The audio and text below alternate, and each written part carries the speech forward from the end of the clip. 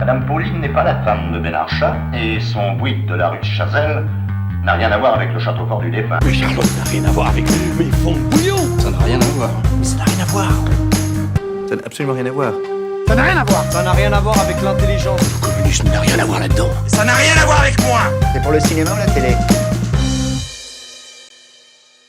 La guerre du Vietnam, la vie parisienne, un contrôle de police qui tourne mal et Monsieur Hulot, deux films qui à première vue n'ont rien à voir, mais on va quand même essayer d'en faire des parallèles foireux. Bienvenue dans Rien à voir les films, épisode 14. Bonjour Benjamin. Salut Thomas. Content d'être là? Bah oui, évidemment. Content d'être avec Florent. Bonjour Florent. Bonsoir à tout le monde, bonjour. Est-ce que tu es content des films dont on va parler aujourd'hui ? Oui, j'ai pu découvrir Rambo grâce à ce podcast que je n'avais pas vu avant. Et Jacques Tati, c'est Jacques Tati. Je l'ai découvert l'année dernière, j'ai tout regardé d'un coup. Et je suis impatient de pouvoir parler de Playtime, qui est probablement mon préféré. Eh bien tant mieux. Parce que découvrir des films 2 par 2, c'est découvrir de nouvelles couches de lecture. Toutes les 2 semaines, on parle de 2 films qui nous plaisent. On les compare, on les décortique pour trouver des points communs et des points de divergence. Et on fait des digressions pour parler de tout et n'importe quoi en rapport avec ces films et avec le cinéma de manière générale. D'ailleurs, si le podcast vous plaît, vous pouvez le noter, le partager, en parler à vos amis, à votre famille qui aiment le cinéma. Et vous pouvez vous abonner sur YouTube ou sur votre plateforme d'écoute favorite. Et si vous souhaitez nous envoyer un petit message, vous pouvez nous suggérer des films. Le lien de notre compte Insta est dans la bio de ce podcast. Cette semaine, c'est moi qui ai choisi les films. Je voulais un film très bourrin. Donc j'ai choisi Rambo et je voulais l'opposé total de la douceur. Donc avec Playtime de Jacques Tati. Et donc pour commencer, Rambo, ça parle de quoi, Benjamin ? Alors Rambo, c'est John Rambo, le personnage incarné par Sylvester Stallone, qui est un vétéran de la guerre du Vietnam et qui se retrouve à vagabonder à travers les États-Unis. Et il arrive dans un petit bled perdu au milieu des montagnes. Et le simple fait de marcher dans la rue, ça va attirer l'attention du shérif local qui va vouloir l'arrêter pour un motif un peu abstrait. Et au final, ça va enchaîner une escalade de la violence à travers une course-poursuite effrénée à travers les bois, avec un Rambo incompris d'un côté et une foule en colère de l'autre. Et comment cela va-t-il finir ? On sait pas. Enfin, on le sait parce qu'on a vu le film quand même. Oui, vous le découvrirez en regardant le film. Exactement. Bien. Et donc, son titre original, c'est First Blood. C'est ça. Qu'on a traduit en français par Rambo, ce qui était quand même plus pratique parce que les titres américains sont c'est First Blood 2, enfin ou Rambo 2 First Blood. Ouais. Alors qu'en France, c'est Rambo 2, La Mission. La Mission. Voilà. C'est bizarre quand même qu'il s'appelle First Blood alors que c'est quelqu'un qui revient du Vietnam avec tout un tas de traumatismes. C'est le titre du livre original. Et c'est surtout parce qu'il le dit dans le film. Oui. Ah oui. Il dit c'est eux qui ont commencé, enfin c'est la traduction littérale de. Oui. Ils disent eux qui ont versé le First Blood. Ils ont commencé donc. Je comprends mieux le film. Ça y est, t'as compris le film. Oui, non, mais c'était le moment où j'avais. Mais Rambo c'est gentil, oh d'accord. Ah. Oui, parce qu'on l'a pas dit, Rambo c'est adapté d'un livre. Oui. Qui a été adapté entre autres par Stallone, qui comme pour les Rocky, a bossé sur le scénario. Oui. C'est celui qui a écrit, il me semble, le scénario final, enfin la version finale, parce que c'est un projet qui a passé un certain temps en gestation dans les studios, qui a été refilé à tout un tas de personnes. Il y a eu, il me semble, près d'une trentaine de versions, et Stallone est l'auteur des dernières, avant tournage. Et donc, Florent, de quoi ça parle Playtime ? De quoi ça parle Playtime ? C'est une bonne question. Les films de Tati, je pense qu'on peut être d'accord sur le fait que c'est plus une expérience visuelle qu'un film proprement narratif, sauf pour certains. Enfin, je pense à Trafic par exemple, où il y a un point d'arrivée, machin. Enfin, c'est un peu un road movie finalement. Playtime, c'est plus une exploration de la vie moderne qu'on pourrait découper par séquences, par grandes séquences dans le film. Dans la première, on découvre en même temps que des touristes américains un Paris fait de verre, de béton et d'acier, une expérience que l'on peut désormais voir dans toutes les capitales d'Occident dans l'univers du film. Dans la seconde, Monsieur Hulot essaye de se rendre à un rendez-vous très important qu'il a dans ce dédale cubique, mais il finit par se perdre et se retrouve dans une exposition d'inventions aussi merveilleuse que superflue. Ensuite, le soir venu, Monsieur Hulot fait l'expérience des logements ultramodernes où tout le monde s'isole pour faire la même chose, à savoir regarder la télé sans rien bouger. Exactement. L'inauguration du nouveau grand restaurant, le Royal Garden, dont la construction n'est pas finie, une nuit complètement folle et cinématiquement monumentale. Elle dure, je crois, 45 minutes, cette séquence du film. Et enfin, une vision de l'expérience du périphérique parisien, probablement, et du ballet automobile de la vie moderne, jusqu'au soleil couchant et à la voûte céleste bien basse des lumières de la ville. Exactement. C'est vrai que c'est un film, il n'y a pas d'histoire, c'est quelque chose qui est assez propre au film de, j'allais dire de Monsieur Hulot, non, de Jacques Tati. On peut confondre les deux. Avec son personnage de Monsieur Hulot, puisque c'est lui qui incarne ce personnage un peu fantasque. C'est des films, avant tout, donc des expériences, des moments de vie qui sont filmés. Presque des manèges, en fait. Exactement. Oui. Il déploie comme ça un espace, une situation, et puis vont s'entrecroiser tout un tas de phénomènes, de trajectoires de personnages. C'est ça. C'est des décors filmés, presque du théâtre, où chaque personnage occupe l'espace. Des machines à gag, en fait. Ouais. Je sais pas si vous avez fait du théâtre, mais cet exercice d'occuper l'espace, voilà, Oui. c'est vraiment Oui, c'est vrai, c'est Tati. vrai. C'est très propre. C'est ça. Mais d'autant plus que, vu que le film il y a une absence de gros plans, en fait, c'est que des plans larges, ça donne vraiment cette impression de regarder qu'en fait, comme si on était au zoo, qu'on regardait à travers une vitre, en fait. Il y a vraiment cette séparation où souvent plus, ça faisait un peu comme une caméra de surveillance. Et ça me fait beaucoup penser à La Zone d'intérêt. Oui. Avec vraiment cette succession de plans fixes et quasiment tout le temps larges. Voilà, bon, c'est une comparaison un peu rapide parce que les deux films n'ont rien à voir. Bizarre. Mais voilà, ça m'a fait penser à ça. Oui, Playtime, c'est le film où Jacques Tati a vu grand. C'est son film avec le plus grand budget. Un peu trop grand, même à certains moments. Mais... On pourrait dire ça. Il a tourné le film en 70 mm pour s'assurer qu'on puisse voir jusqu'au dernier figurant tout au bout de la pièce gigantesque dans laquelle il filmait. Enfin, pour lui, le véritable personnage principal du film, c'était le décor, qui a été construit de manière monumentale. Tout d'abord, il a énormément été construit. Enfin, c'est toute une ville qu'il a recréée.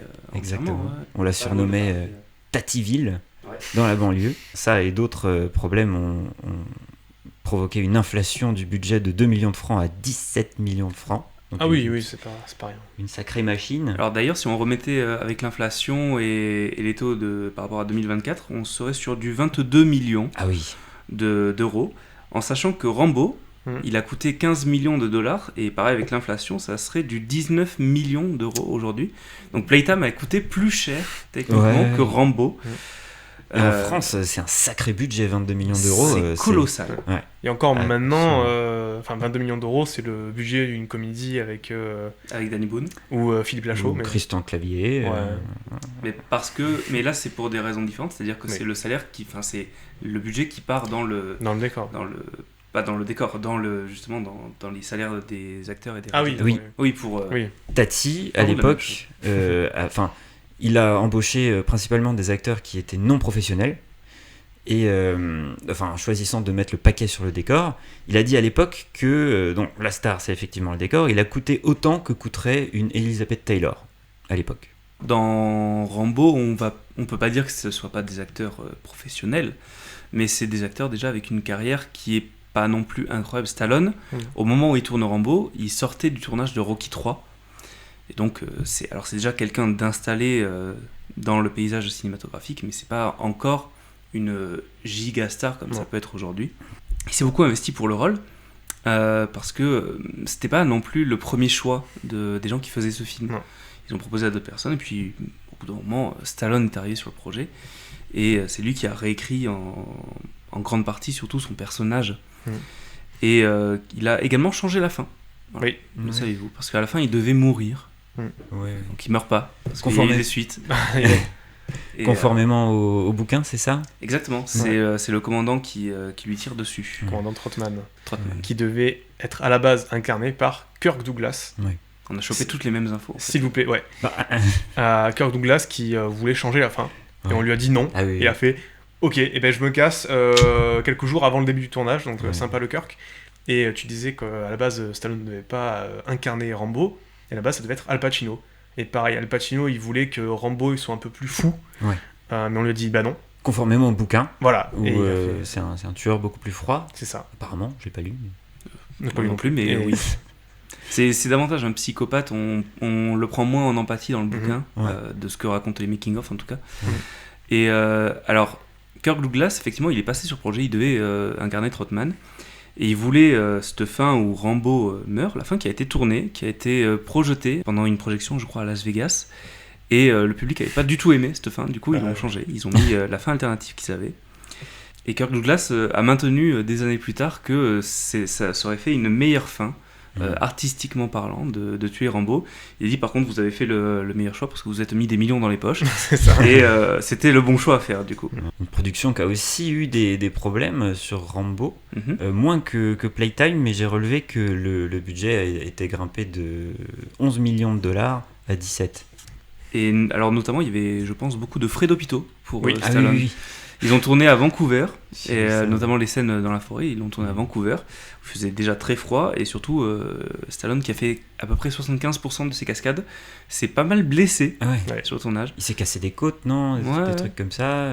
Mais il y a eu pas mal de blessures. La chute, quand il fait la chute depuis la falaise dans l'arbre, dans le sapin, notamment en se faisant canarder par un hélicoptère. Alors il se faisait pas vraiment canarder sur le tournage par hélicoptère, soyons clairs. Du réel. On en était pas encore Tom là. Cruise, il le ferait, merde. Mais la chute, ils l'ont fait 3-4 fois, et la 4e fois a été la bonne, mais la 4e fois a été la blessure aussi. D'ailleurs, c'est comme ça aussi qu'ils ont testé la véracité des maquillages, enfin la crédibilité plutôt des maquillages. Parce qu'en fait, à un moment, il est blessé au bras, il se fait la cousure lui-même. Et en fait, Stallone est allé à l'hôpital le plus proche, aller voir les infirmières avec justement son maquillage de blessure. Et direct, on s'est dit, oh là là, mais qu'est-ce que vous avez ? On vous prend en charge et tout. Et là, il s'est dit, bon, ok. Si c'est crédible. Si des médecins y croient, les gens y croiront. Ça devrait passer à l'écran. C'est ça. Oui, sur la scène de la falaise, apparemment, ça a foutu assez la frousse à Stallone, parce que il faisait un temps relativement humide, la falaise glissait un petit peu, et il s'est dit qu'il faisait peut-être face à un problème quand il est retourné et qu'il a vu toute l'équipe technique attachée à des arbres pour éviter de tomber. Et que lui, il n'était pas attaché ? Lui, il n'était pas attaché. Non. Il avait une corde autour de la cheville, parce que le reste était dans le cadre, mais il s'est rendu compte plus tard que c'était au cas où il tombait, c'était pour récupérer le corps. C'était pas vraiment pour le sauver. C'était pragmatique. Voilà. Sympa. C'était une production probablement assez haute en couleur. Ils auraient rappelé Al Pacino. Ils ont dit bon, on a un problème. Tout à l'heure, tu disais que Stallone, au début, il sortait de Rocky 3. Et d'ailleurs, Rambo, c'est son premier film dans lequel il joue hors Rocky, qui n'a pas floppé. Oui. Voilà, parce qu'il avait essayé de beaucoup se diversifier après Rocky, pour ne pas rester enfermé dans le rôle. Sauf que ça n'avait pas trop marché, et du coup, il s'est dit, ok, je vais faire les suites de Rocky. J'ai fait Rambo. Rambo, ça marche. On fait les suites de Rambo. Et c'est comme ça qu'il est devenu plus un acteur d'action. Parce que quand on regarde ses premiers autres rôles, c'était vraiment très diversifié. Mais vu que ça n'a pas toujours marché, il n'a pas voulu se lancer là-dedans. Et ça a un peu continué, parce qu'en dehors de Rambo et Rocky, pas de gros succès pour lui en tant que rôle principal. Peut-être Expendables. Oui. Mais qui joue justement sur son personnage de film d'action, plus que sur Stallone. Je suis très curieux de voir Tulsa King. Tulsa King, c'est la série dans laquelle il joue... Sur Paramount ? Ouais. Oui, il avait l'air d'avoir assez peur pour sa carrière avant la sortie de Rambo, parce que au début, le premier montage du film était pas très qualitatif. Il y avait tout un tas de blagues assez nulles qui étaient gardées au montage, et de fil en aiguille, ils ont réduit le film à 1h30, ce qui était assez court pour l'époque. D'autant plus que ça démarre vraiment très vite. Moi, je pensais que ça allait mettre un peu de temps avant que Rambo se rebelle et qu'il commence à se faire chercher, on va dire, par la police. Mais en fait, non, ça arrive vraiment dans les 10 premières minutes. Il finit très vite au poste, quand même. On voit que les flics, là-bas, ils ont la gâchette facile. C'est des Américains. Ouais. Tu disais que, Florent, que le film avait été réduit, Rambo, et c'est aussi le cas de Playtime. Parce qu'à la base, il devait durer 2h30 par là. Même 3h, il me semble. J'ai pas noté le chiffre, mais au fil des projections, il me semble qu'il a... Enfin, il y a eu un certain nombre de pages du scénario qui ont été arrachées pendant la production du film. À l'époque, au moment du tournage, ça devait être encore plus long. Et après un certain nombre de projections, il a sorti une version réduite encore du film. En sachant que pour obtenir les budgets auprès des producteurs, au fil du film, il devait monter des séquences du film pour montrer à quoi ressemblait le film, pour que les producteurs disent « Ok, on va rajouter des millions, encore et encore ». un cheminement compliqué pour ce film, mais le résultat est tellement incroyable, unique surtout. Quand on cherche les points communs en fait entre Rambo et Playtime, ce qui saute le plus aux yeux, ça va être la thématique globale qui est ce personnage qui est perdu dans ce monde. Donc d'un côté, on a Rambo qui revient du Vietnam avec tous ses traumatismes et qui ne se reconnaît pas vraiment dans cette Amérique de Reagan. Et qui est incompris surtout. Et qui est incompris. Et donc dans Playtime, c'est pareil, on a Monsieur Hulot qui est un bon campagnard, habitué à sa campagne dans les films. Alors dans les films précédents, parce que Monsieur Hulot, c'est une saga de 4 films. Comme Rambo, quoi, c'est fou. Exactement, c'est le MCU, le Monsieur Hulot Cinematic Universe, qui a commencé donc avec Les Vacances de Monsieur Hulot, puis Mon Oncle, Playtime et enfin Trafic. Il y en avait un avant, non ? Jour de fête. Mais Jour de fête, c'est pas avec Monsieur Hulot. Il incarne juste un facteur. Oui, pardon. Mais c'est pas avec Monsieur Hulot. Je croyais que tu étais spécialiste de Tati. Non, je ne suis pas spécialiste, je les ai juste vus. Je les ai tous vus, mais je les ai vus. C'est bien. Et donc on a ce personnage, ce campagnard, ce fameux oncle qui est Monsieur Hulot, qui d'un seul coup débarque à Paris et qui se retrouve dans ce monde tout gris avec des grandes baies vitrées. Il comprend pas ce qu'il fait là, il comprend pas ce que les gens lui disent. Comment ça marche, où aller, il est complètement perdu. Il est perdu, que ce soit dans sa gestuelle, dans ce décor aussi, parce que dans les autres films, alors notamment dans Mon Oncle, qui est en couleur, c'est son premier film en couleur, Mon Oncle, on a ce personnage un peu, très identifiable de Monsieur Hulot. Il a son anorak, il a sa pipe, il a son parapluie toujours avec lui. Son béret. Et cette gestuelle, cette démarche, c'est plus une gestuelle qu'un visage, Monsieur Hulot. Oui. Et donc, on le remarque très bien dans ces décors comme ça, que dans Playtime, il passe plus inaperçu. C'est un film, dans sa première partie en tout cas, qui est très terne, en fait. Et il y a même des sosies de Monsieur Hulot qui se baladent dans ce décor. Il savait que... dans le scénario, en tout cas, son personnage prenait une place plus secondaire que dans les précédents films. Et il en a justement joué quand, au début du film, il y a un double qui n'est pas Monsieur Hulot, mais qui se fait passer pour lui. Il savait déjà à l'avance que ça allait poser question chez les spectateurs. Ça donne un peu on le voit moins. Ça donne un peu un côté Où est Charlie ? Oui, dans les scènes de foule, exactement. Ouais. Et d'ailleurs, on ne sait pas vraiment ce qu'il fait là, Monsieur Hulot. Parce que t'as dit qu'il débarque à Paris, qu'il est perdu. Il y a certaines versions du scénario qui disent que c'est le guide des Américains, des Américaines. D'autres qui disent qu'il vient chercher du travail, comme il le fait dans Mon Oncle, comme il le fait dans Trafic. En vrai, on ne sait pas vraiment. C'est aussi ça un peu la magie de Playtime. Il est là, il déambule dans ce décor, et on comprend pas tout. Et ça fait du bien des fois de pas tout comprendre. Ce manque de couleur dans ce Tativille, c'est avant tout pour exprimer ce manque de convivialité en fait, qui est propre, selon la vision de Tati, aux grandes villes. C'est un petit peu aussi ce qu'on retrouve dans Rambo, c'est cette ville où certes le shérif il est super sympa, il connaît tout le monde, mais pour autant c'est pas quelqu'un de chaleureux envers des étrangers, comme Rambo, des vagabonds comme il appelle ça. Et ce qui va poser problème dans le film finalement. Après il y a une raison, parce que dans le film c'est pas vraiment expliqué pourquoi le shérif il veut foutre Rambo hors de la ville. Alors la réponse simple c'est parce que c'est un vétéran du Vietnam et à l'époque c'est pas bien vu, parce qu'il y avait eu une grosse débâcle autour de ça et que du coup on les assimile à des assassins, comme Rambo le dit, les gens l'appelaient l'assassin d'enfants et tout. Et en fait dans le livre il y a vraiment une raison spécifique pour laquelle le shérif ne l'aime pas. C'est qu'en fait, Rambo, c'est un soldat du Vietnam, qui était, c'était encore très frais à l'époque, évidemment, et que le shérif était un vétéran de la guerre de Corée. Sauf que la guerre de Corée, contrairement au Vietnam, on a tendance à moins s'en rappeler, et du coup, c'était un peu un concours de qui c'est qui a fait la plus grande guerre, et c'est pour ça que il est en colère, alors pas forcément contre le Rambo, mais contre l'idée de ce qu'il représente, et forcément c'est plus élargi au reste de la ville, parce que il a un peu cette aura de meurtrier sanglant. Et oui, c'est terrible d'être oublié. Quand on est parti faire la guerre et que personne se souvient de cette guerre, ça va être terrible. C'est ça, parce que forcément ça a son lot de traumatismes, comme on le voit avec Rambo, il y a ces flashbacks où il se voit se faire scarifier par des commandants vietnamiens, avec une superbe moustache d'ailleurs. Ça m'a pris de court, parce que je me suis dit Tu l'as découvert pour cet épisode, Rambo ? J'avais vu quelques extraits, forcément. J'ai vu Rambo 5, là, le dernier. Et t'avais commencé par Rambo Last Blood? Bah, il était sur Canal, je me suis dit, bon, enfin, je connaissais à peu près l'histoire du premier, quoi, donc Ouais. je me suis dit, bon, je vais pas forcément louper grand-chose. Et bon, Après Last Blood, c'est ouais. vraiment pas le meilleur. Non. Il y a beaucoup de gens qui ont aimé le 4, moi je l'ai vraiment pas du tout aimé, mais oui, c'est une saga où chaque film n'est pas forcément toujours très connecté. Mm.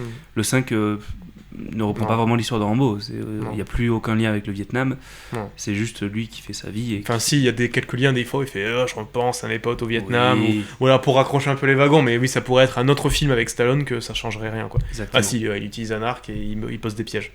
Voilà. Oula. Mais. Un arc qui n'est d'ailleurs pas utilisé dans ce premier film. Non, Ouais. c'est pareil quand on parle de Monsieur Hulot qui a cet accoutrement qu'on lui reconnaît. Rambo, c'est le bandana, c'est l'arc avec les flèches explosives, mais qui n'apparaît que dans le deuxième film. Ouais. C'est ça. Ah oui. Là, c'est Oui. les mitrailleuses, tout ça, certes, mais l'arc explosif, c'est quand même emblématique. Et non, c'est qu'à partir du 2. D'ailleurs, ce qui est très marrant en tenue, c'est que Rambo, dans ce film, pour la quasi-totalité du film, il a une espèce de vieux tissu Oui. en guise de manteau. Espèce de bâche qu'il a Ouais. trouvé dans un coin. C'est- Et en fait, C'est très fashion, mais ce qui est très drôle, c'est que le film, ils l'ont tourné en hiver dans les montagnes, donc forcément ça caillait, mais Stallone, il est pas tombé malade. Alors comme on l'a dit tout à l'heure, il s'est blessé, etc., mais il est jamais tombé malade. Ouais. Le seul moment où il est tombé malade, c'est quand sur le tournage, on lui a proposé un petit verre de whisky, et là, finito. Donc, comme quoi. Dans ce film, on retrouve ce rapport au corps. Mm. Alors que ce soit les scarifications, c'est une manière de filmer les corps comme un outil, comme une arme finalement. Rambo, il est représenté comme une arme à lui seul finalement. Oui. Dans Playtime, il y a aussi un rapport au corps qui est très différent, notamment le corps par rapport à l'espace. Il y a notamment toute cette scène avec les reflets, avec le monsieur Giffard, où il croit qu'il se trouve de l'autre côté de la rue, et en fait, là, il y a pareil avec cette secrétaire dans l'open space, cet open space qui apparaît comme un labyrinthe, avec la secrétaire qui change de face, comme si elle n'avait pas de profil, en fait. Et qui perd encore plus Monsieur Hulot dans ce dédale infernal du début de film. c'est drôle d'ailleurs en parlant de labyrinthe parce que sur le tournage de Rambo, apparemment toutes les séquences dans la forêt profonde, ils avaient pour règle avec l'équipe technique de ne jamais s'éloigner de plus de 15 mètres du groupe. Parce que le problème, et Stallone en avait parlé sur des plateaux télé il me semble, c'est que en fait tout se ressemble. On se perd très facilement dans ces forêts-là. Un rocher ressemble à l'autre, et comme c'est que des conifères, des sapins, t'es très vite perdu.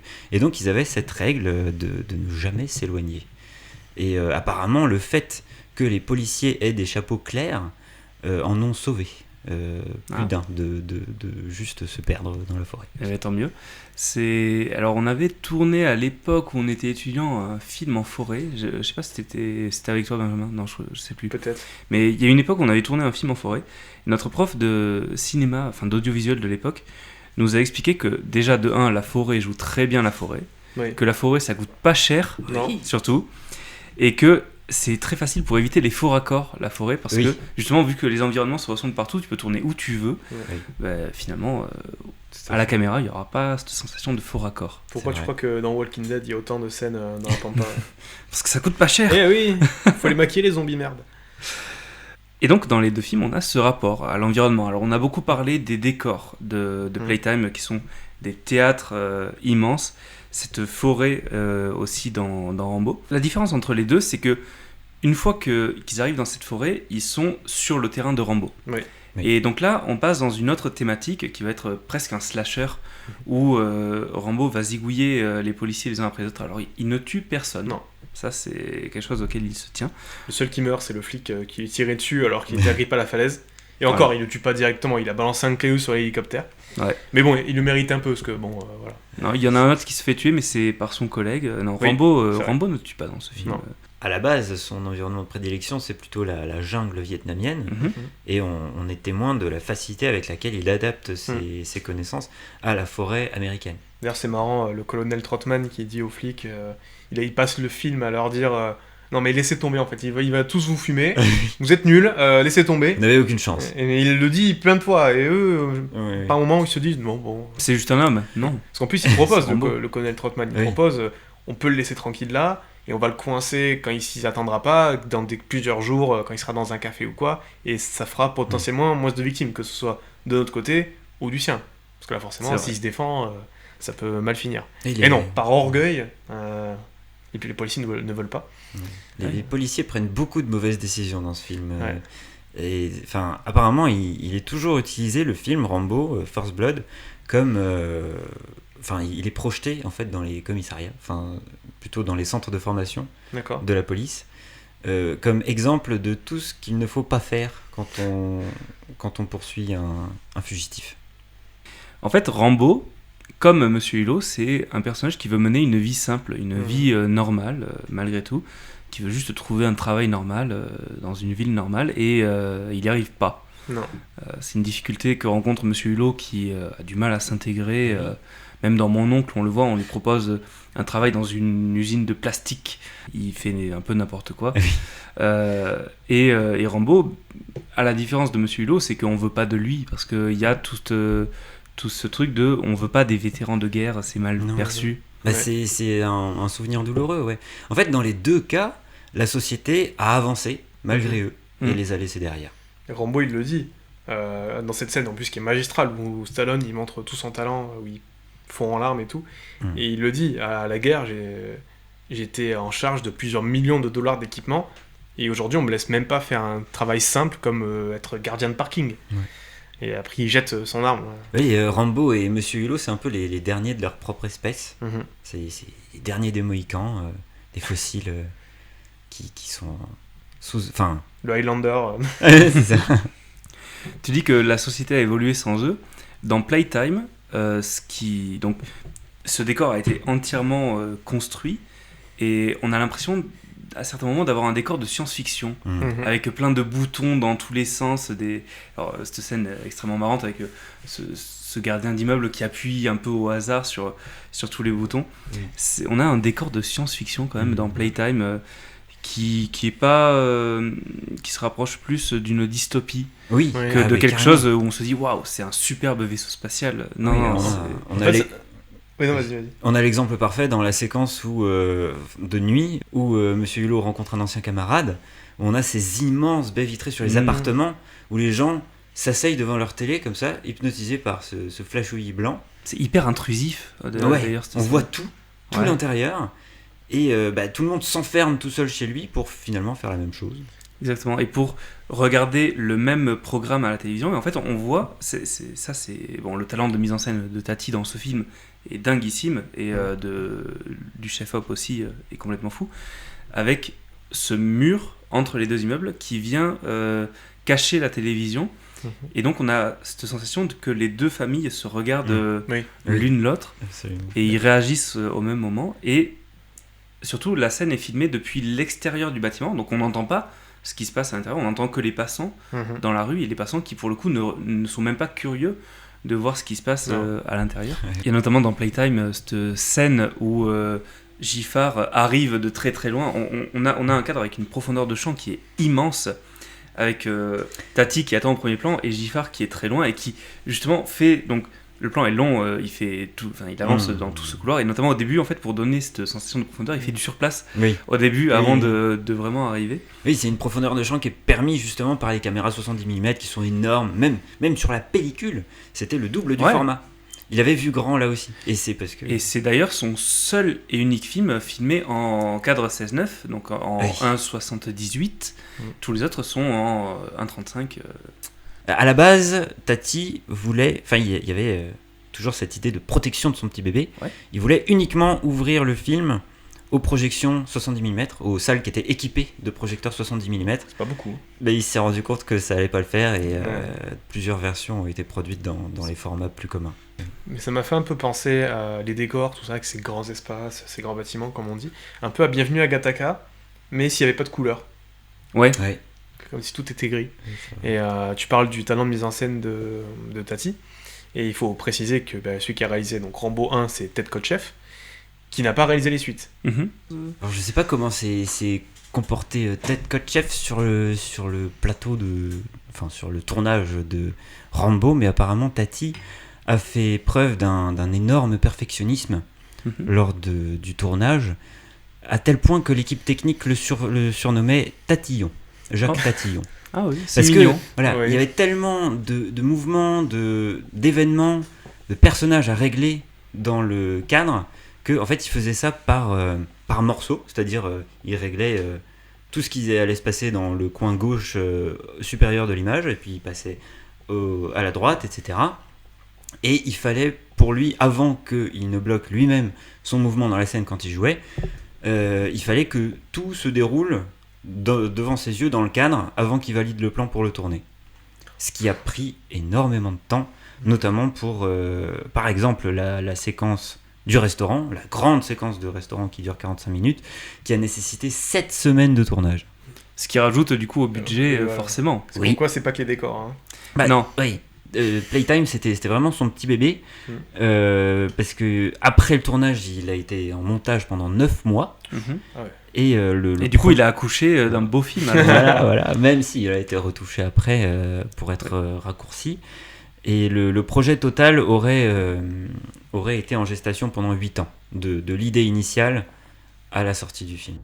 Mais en même temps, si le film au global ne raconte pas une grande histoire, quand on regarde le film, chaque personnage raconte sa propre histoire, chaque détail dans l'image raconte une histoire, même des détails en fond. Et ça qui est fou, c'est que partout, il y a des histoires qui sont racontées. Oui. Avant de l'enregistrement, tu me disais que ça te faisait penser à du Chaplin. Très vite fait, non, c'est pas. Non, mais dans le style un peu burlesque Mhm. de la mise en scène. Ce à quoi je répliquais en disant, je pense que c'est plutôt un anti-Chaplin.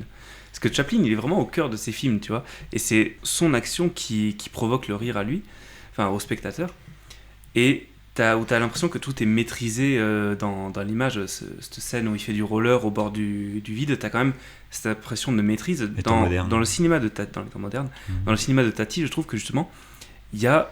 Alors que tout est parfaitement contrôlé millimétré, on a l'impression que tout est en improvisation constante. Que juste on pose une caméra à un endroit Oui, c'est vrai. et qu'on filme des scènes de la vie commune.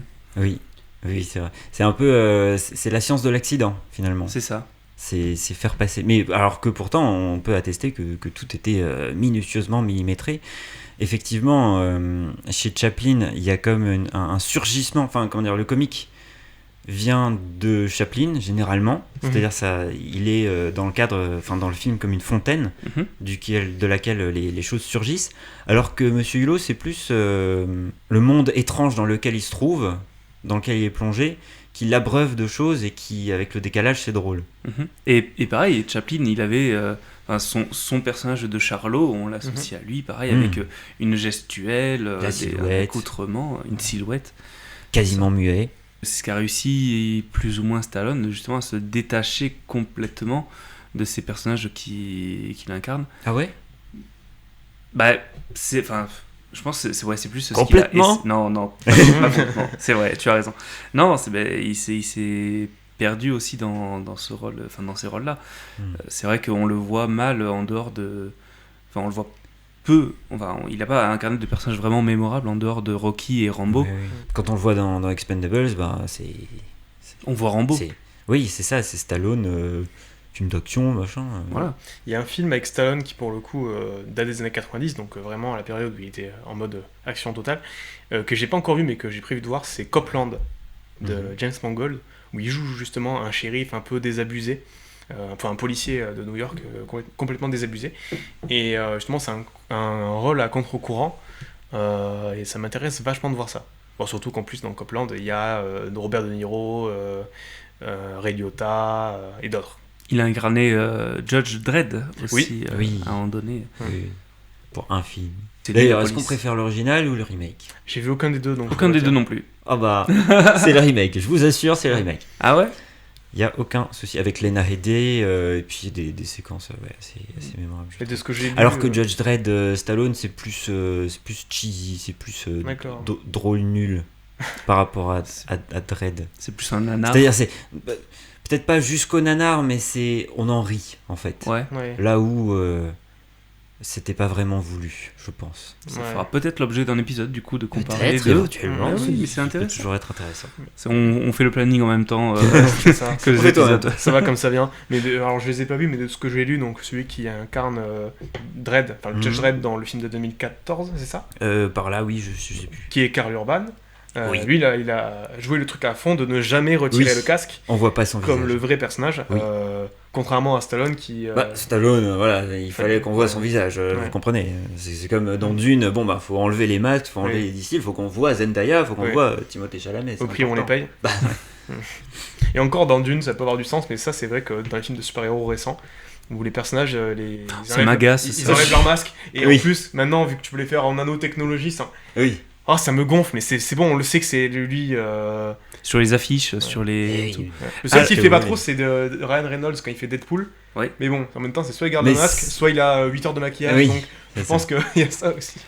Puis c'est bon, c'est son bébé aussi, il veut Ouais. jouer de ça, Bien sûr. ça le dérange pas, c'est un peu son film. Contre-exemple total avec The Amazing Spider-Man 2. Oui. On pense ce qu'on veut de la qualité du film. Il y a quand même cette scène à la fin où on lit les expressions d'Andrew Garfield au travers du masque en fait. Alors qu'il a encore le masque sur lui, on lit la détresse juste dans sa Ah oui, gestuelle. Surtout qu'en plus, il a pas les lentilles Oui. expressives, quoi. Ah C'est, oui. le masque est inexpressif et pourtant la mise en scène, le jeu d'acteur font que Il a le body, enfin, Voilà. le langage On est- du corps. Oui. on est complètement Je là-dedans. m'en étais jamais rendu compte qu'on voyait pas son visage. Ouais, Oui, mais- sur la fin du film avec Mais cet tu sais, événement. c'est là. quand il plonge. Oui, je vois Il très enlève bien. qu'après, mais même pendant les C'est combats, il fou, enlève ça. déjà. Je Oui. savais pas. Et bon, Tom Holland, forcément, il enlève aussi pas mal. Et même Tobey Maguire, dans chaque film, il finit sans masque. Ouais. Bon, Spider-Man 1, non, mais bon, il lui reste 3 grammes de tissu, donc c'est presque comme. Mais ouais, Mais on même- aime cet engagement-là. Même les affiches des films de Spider-Man, les dernières, c'est à chaque fois Tom Holland dans le costume, sans son masque. Que l'affiche de The Amazing Spider-Man 2, c'est non seulement il a le masque, mais en plus il est de dos. C'est Oui. l'affiche. Mais C'est vrai. Voilà. Il est de dos et il y a les 3 méchants du film. Ouais. Enfin, un peu, 2 méchants et demi. Hein. un peu moins d'ego, Ouais, peut-être. Ouais, c'est chouette. Un peu moins de succès aussi au cinéma. Et oui. D'ailleurs, en parlant de succès, les Ouais. deux films ont eu une réception initiale assez mitigée Mhm. en termes de qualité critique, mais bien sûr tous les deux ont depuis acquis un statut de monument du cinéma. Après, pour Playtime, je sais pas, mais Rambo, ça a été un succès financier en plus. Mm. Ce qui a permis Ouais. d'avoir les suites, évidemment. Ce qui a rapporté beaucoup d'argent à Stallone, parce qu'à la base, il voulait 3 millions pour faire le film. Et Ah on lui oui. a dit, non, t'auras 1,5 million, ou 2 millions à peu près. Il a dit ok, et finalement, il s'en est fait, je crois, 1,5 million de plus grâce aux droits TV, donc Tout physique, et oui, Bon, voilà. TV sales, oui, tout à fait. il suffit d'attendre. Oui, à côté de ça, Playtime, une fois tous ces décors bâtis en dur et le film tourné, bah, qu'est-ce qui est advenu de ce décor gargantuesque pour un film de cinéma? Je ne sais pas, mais Alors tu que vas me dire. tout est bâti vraiment en dur, quelque chose qui ne se fait jamais au cinéma. Bon, tout n'était pas bâti en dur, il y avait enfin, pour augmenter la ville, il y avait des découpes en bois, des impressions de bâtiments en trompe-l'œil qui étaient déplacées de plan en plan quand il fallait remplir le cadre. Mm. Et d'ailleurs, si on est un petit peu attentif, on peut reconnaître certains bâtiments qui se déplacent d'une séquence à l'autre. Enfin, parce que c'est juste des découpes qui sont déplacées par des grues. De la même manière, il y a plein de figurants qui ont été incarnés par des découpes en carton.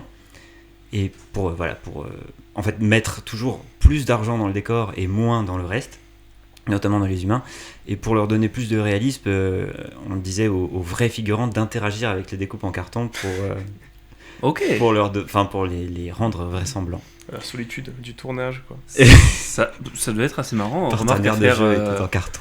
Ouais. Littéralement, du coup. Oui.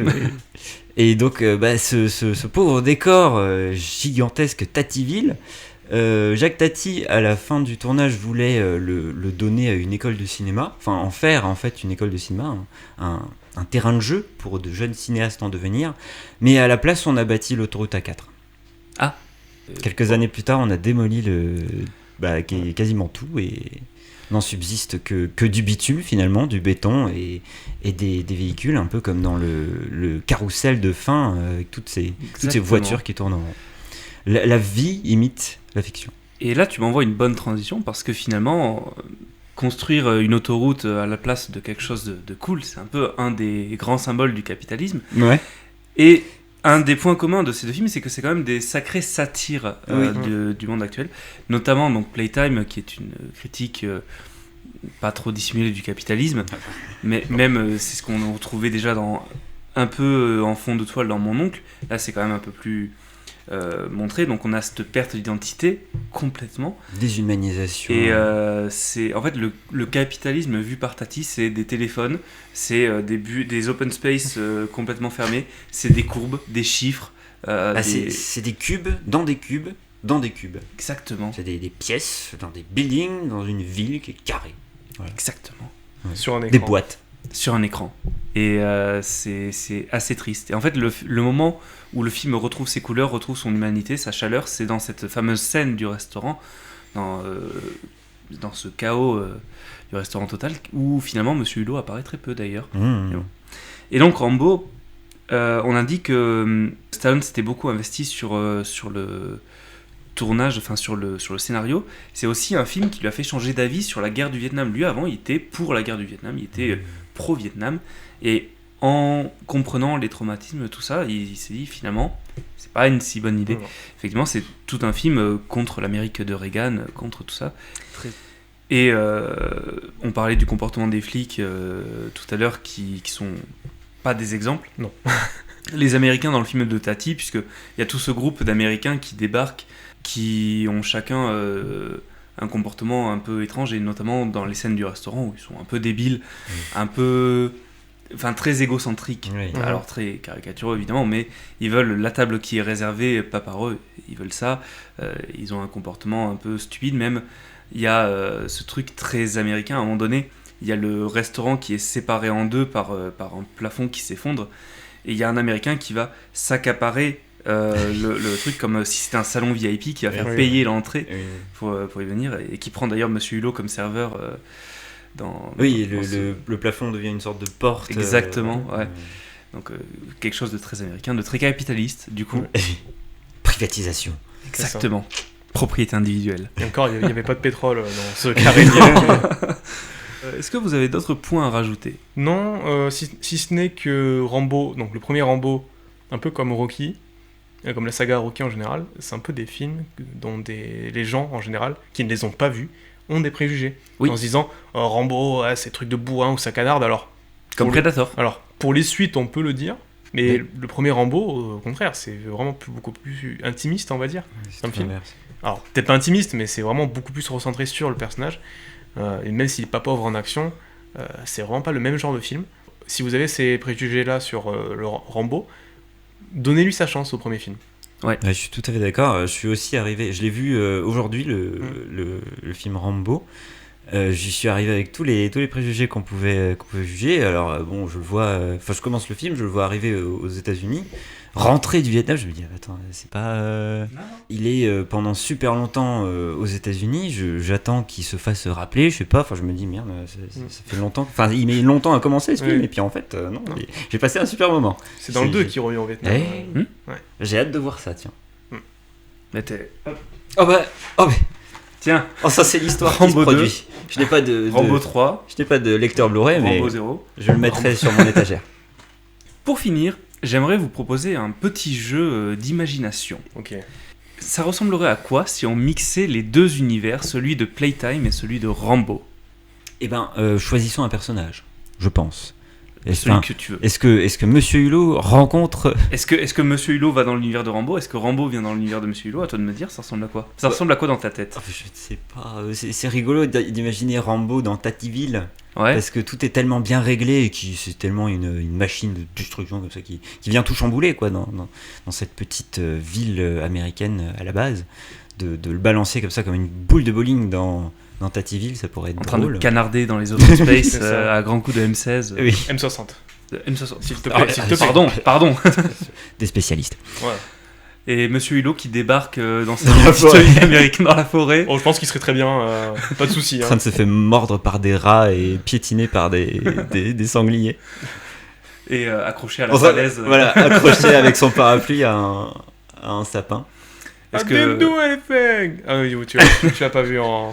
j'ai la ref du ça. Et donc ce monsieur Hulot qui débarquerait dans cette ville américaine, qui du coup se laisserait arrêter par les flics et juste il parce qu'il comprend pas ce qui se passe. Il serait juste en prison pendant Pendant 1h30. tout le film. C'est ça. Très poli et très. J'ai très avé le réservé. film. Non mais Ça, probablement, ça, il se passerait forcément un truc pour qu'il se retrouve, oui. fortuitement comme ça dehors et puis à devoir. Ça pourrait être drôle. À tester les lits de la prison, voir comment ils rebondissent. Pendant 3 minutes. Pour conclure, 2 films avec des personnages perdus dans cet univers, dans ce décor qui est un terrain de jeu finalement pour la mise en scène. Merci à tous d'avoir écouté ce 14e épisode de Rien à voir les films. J'espère que ça vous a plu. Et pour la prochaine fois, c'est à toi, Florent, de choisir les films qu'on va aborder. Quels sont-ils ? Et bien pour la prochaine fois, nous allons aborder 2 films. Oui, c'est le concept. Nous allons aborder Je suis une légende, mais Ok. pas celui que vous pensez. Ah. Le Je suis une légende de 1964 avec Vincent Price. Ok. Ok. Donc pas avec Will Smith, c'est le chien. Non, voilà, c'est Non. pas celui de 2009, mais il y a un chien aussi. Donc Je suis une légende, The Last Man on Earth de 64 et Charlie et la chocolaterie, mais peut-être que celui que vous pensez, je ne sais pas. Celui de 2005 avec Johnny Depp. Ah, je pensais que t'allais dire celui avec. Oui, justement. Eh ben non. Ok, On celui va- de Burton. On va Très aborder bien. le nouveau. Ok. Allez, parfait. Et bien en attendant, si jamais ce soir vous n'avez rien à voir, vous pouvez retrouver Rambo et Playtime sur diverses plateformes de vidéos à la demande. Et bien évidemment, les films sont disponibles en DVD et en Blu-ray dans des versions restaurées. Merci de votre fidélité, on se retrouve très vite pour un prochain épisode. Ciao, bye. Salut à tous. Tu continues à cause de vous. C'était pas ma guerre. C'est vous qui m'avez appelé par moi. Ça, c'est le problème, hein? C'est un force, c'est délicat. Là-bas, je pilotais un avion de chasse. Je pouvais conduire un tank. J'avais en charge $1 million de matériel. Mais ici, j'arrive pas à avoir un boulot. Gardien de parking. Ah.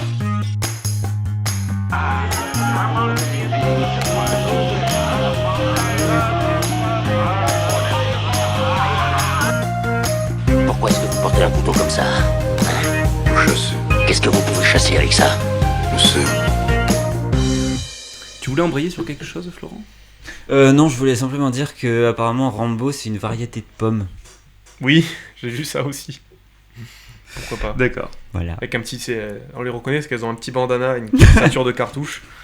Qu'elle tire des flèches C'est explosives. ça, faut les enlever avant de la manger. Sinon. Non, sinon ça pique un peu. Ouais, ça fait mal aux dents. Ah oui, oui.